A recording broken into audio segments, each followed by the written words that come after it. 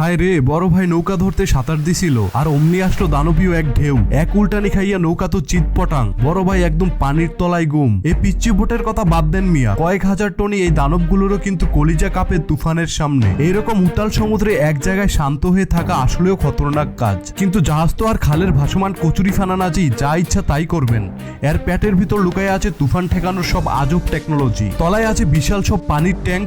যখন ঢেউ আইসা জাহাজে টালমাটাল করে তখন এই পানির ট্যাঙ্কগুলো ওজন এদিক ওদিক করে সিস্টেমটা ব্যালেন্স করে।